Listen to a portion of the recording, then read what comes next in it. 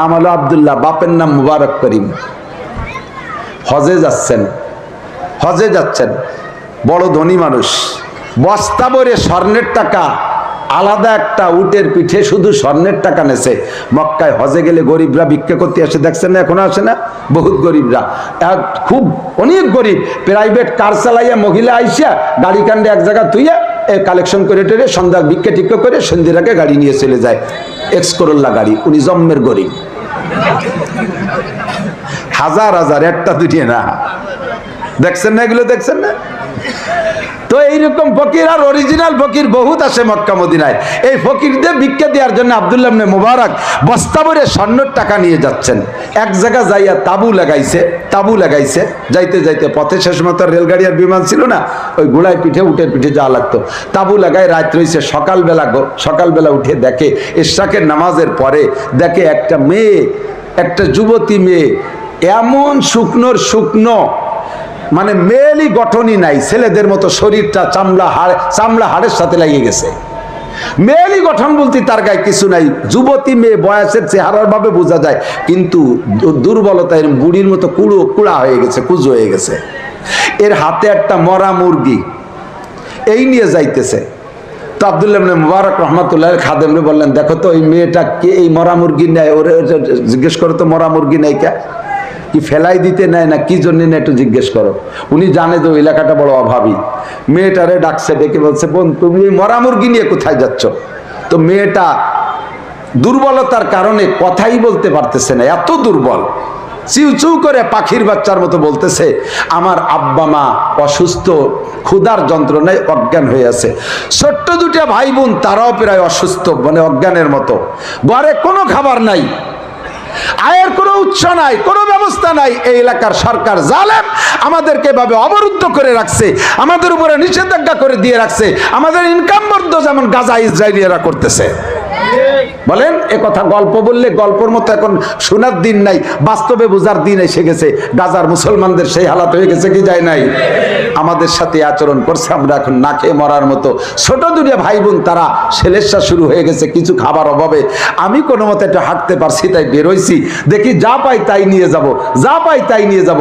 রাস্তায় একটা মরা মুরগি পাইলাম, এইটা নিয়ে যাই, দেখি কোনো মতে সিদ্ধ করে মা বাপ ভাই বোনের মুখে একটু দিতে পারি। আব্দুল্লাহ ইবনে মুবারক রাহমাতুল্লাহ আলাইহি কেন্দ্রে দিছে, আল্লাহু আকবার, আমি এত খাই, এত টাকা নিয়ে যাচ্ছি মক্কায় দেব, আর এই জায়গার মানুষ না খাওয়া। উনি মেয়েটাকে ডেকে বললেন, মা তোমার 1 বছর চলতে কত টাকা লাগবে, সুন্দর করে খেয়ে দে। ও যা হিসাব দিল, আব্দুল্লাহ ইবনে মুবারক রাহমাতুল্লাহ গোলামকে বললেন, ওরে তা এবং সাথে আরো বেশি টাকা দিয়ে ওরে বাড়ি পাঠাও। এরপরে জিজ্ঞেস করছে, তোমার মহল্লায় কি আর গরিব আছে? কয়, হুজুর আমাদের কলোনি ভরেই সব এরকম গরিব। আব্দুল্লাহ ইবনে মুবারক বললেন, হে গোলাম, হজে যাব না, আমি হজে যাব, আমি হজ ফরজ হজ করছি আর নফল হজে যাব, আর এলাকার হাজার হাজার মানুষ না খেয়ে থাকবে, বস্তা ভরে টাকা নিয়ে আমি ওখানে ঢালবো, যাব না হজে। আমাদের এখান থেকে ফিরে যেতে কয় টাকা লাগে, সেই কয় টাকা রাখা বাকি সব টাকাই মহল্লা ভরে দিয়ে দাও। আল্লাহু আকবার। এই আব্দুল্লাহ ইবনে মুবারক রাহমাতুল্লাহ আলাইহির আব্বা জান নাম হলো মুবারক। উনি গোলাম ছিলেন এক বড় লোকের বাড়ির, বড় লোক মানে ওনার শ্বশুর বাড়ি, অর্থাৎ আব্দুল্লাহ ইবনে মুবারক রাহমাতুল্লাহ আলাইহি, আব্দুল্লাহ রাহমাতুল্লাহ আলাইহির নানার বাড়ির গোলাম ছিলেন। ওনার নানা ছিলেন মালিক, আর ওনার আব্বা হলো ওই বাড়ির গোলাম, বাপের নাম হলো মুবারক করিম। তো এই মুবারক করিমের মালিক, তার অনেক বাগান আছে, এক এক বাগানের মালি এক একজনের বা 2-5 জনের দায়িত্ব দিচ্ছে, কিন্তু সব মালি 9 নম্বর 6 নম্বর চুরি চেষ্টামি করে বেচে কিনে খায়, গোপনে এদিক ওদিক নিয়ে যায়। কিন্তু মুবারক করিমের ভিতরে আল্লাহর ভয় এত যে জীবনে কোনোদিন মালিকের বাগান থেকে একটি পয়সার মাল এলোমেলো করে নাই। মালিক অন্য সব বাগান মাঝে মাঝে ইনকোয়ারিতে যায়, 20 বছরের ভিতরে মুবারক করিমের বাগানে যায় নাই। যুবক মনে রাখবা, 20 বছরের ভিতরে মুবারক করিমের বাগানে যায় না। 20 বছর পরে চিন্তা করলেন যে সব বাগান দেখি, মুবারকের বাগানটা দেখি আসি, ওর বাগানেতে তো আমার ইনকাম বেশি আসে, যাই দেখি আসি। দেখতে যে মুবারকের বাগান হলো আনারের বাগান। যে বলছে, মুবারক লব্বাইক ইয়া সাইয়্যিদি, জি মালিক। কি খবর? তোমার বাগানে তো কোনোদিন আসি না, সব বাগানে যাই, যার বাগানে যাই সেই বাগান থেকে আমার কিছু না কিছু খাবার দেয়, ফল ফ্রুট খায়। তোমার বাগানে আসে, তুমি কিছু খাও, তোমার বাগানের একটু ভালো ফল খাও। মুবারক যাইয়া সবচেয়ে আনার গাছে দেখতে যে আনারটা সবচেয়ে ভালো, ওই আনারটা তুলে এনে খুলে মালিককে দানাগুলো বের করে দিছে। মালিক সেখান থেকে 2-5টা দানা মুখে দিয়ে চোখ থেকে পানি চলে আসছে, এত টকের টক। মালিক এবার ধমক দিছে, বেটা জীবনে তোর বাগানে আসলাম না, 20 বছরের মধ্যে তোরে দায়িত্ব দেওয়ার পরে আর আসলাম, যার বাগানে যাই সেই 1 নম্বর ফল খাইছে, আর তুই খালি একটা টক ফল, তুই একটা মিষ্টি ফল খাওয়াবি না? মোবারক কয়, মালিক আপনার বাগানের ফল কোনটা মিষ্টি কোনটা টক তা তো আমি জানি না। তো কি 20 বছরের মধ্যে তুই জানিস না? জানবো কি, আমি তো খাই না, তা জানবো কি করে? তা খাইস রে কেন? আপনি তো আমরা খাইতে বলেন না, আপনি তো আমরা পাহারা দিতে বলছেন। এ পাহারার মানে কেউ যেন ক্ষতি না করে, এ পাহারার মানে আমিও যেন ক্ষতি না করি। কথা বলেন না কেন? পাহারার মালিক কি মানে কি? আমিও যেন ক্ষতি না করি। তা আপনি তো আমরা খাইতে বলেন না, আমি তো গোলাম, আমি খাবো কি করে? আরে পাগল, তুই পড়িয়ে যায় যেটা সেটা খাতে পারিস না? তাও তো বলেন না যে পড়িয়ে যাওয়াটা খাইস, তাহলে কি রে খাবো? খাবি তা আমি কি আসিনি, কে জায়গা তো আর কেউ পাঠাই না, আমি তো থাকি বাড়ি, তুই খাতে পারিস না? তোর পরাণে চাই না? পরাণে চাই না তা না, পরাণে তো চায়, মনে তো খাইতে চায়। বড় লোকরা এসে কিনে নিয়ে যায়, তাদের পোলাপান এই আনার খুলে খায়, গাল বেয়ে বেয়ে রস পড়ে। আমিও গোলাম, আমার বাপ দাদা 14 পুরুষ গোলাম, আমরা তো কোনোদিন খাইতে পারি না, মনে তো চাই খাইতে। এই মনে করিয়া কখনো যদি আমি আনারের বুটায় হাত দিছি, তখন তুলবো বলে নিয়ত করছি, এর মধ্যে আমি দেখি যে আমার আল্লাহ আমারে দেখতেছে, আমার আল্লাহ আমাকে দেখতেছে, তখন আর আমি আনার তুলতে পারি না, আমি ছেড়ে দিয়ে চলে আসি। মালিক কয়, আল্লাহ ও মুবারক, তোর এই তাকওয়ার কারণে আমার সম্পদে এত বরকত। ঠিক আছে, তোরে আর গোলাম রাখা যাবে না, তোর মতো বুজুর্গ করে আমি বন্দি করে রাখবো হবে না, তোরে আজকে আজাদ করে দিলাম। জোরে কোন সুবহানাল্লাহ। আমিও যেমন তুইও তেমন, কন্যা সুবহানাল্লাহ।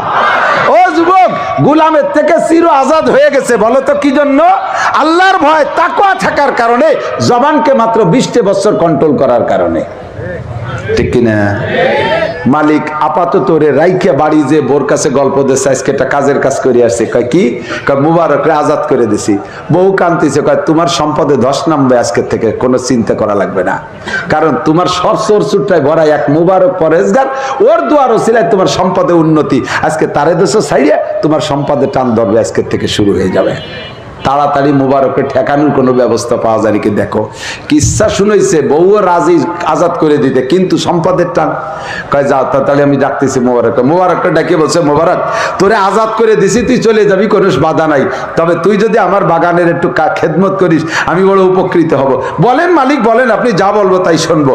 কয় আমার পুরো কোম্পানির যত ইন্ডাস্ট্রিজ, কলকারখানা, বাগান আছে সবগুলোর সেকেন্ড ম্যান তুই, আমি তো মালিক, তুই চিফ, তুই তুই তুই আমার অ্যাসিস্ট্যান্ট, তুই আমার নায়েব, আমার পরেই তোর স্থান, তোর পদ।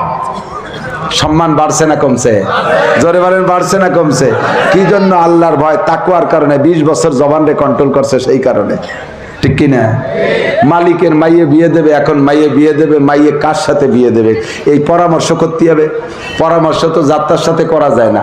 হ্যাঁ, মাইয়ে একটা বিয়ে দেশে, বড় জামাই ছোট শালিকে নিয়ে তো একটা আনন্দ ভর্তি করে।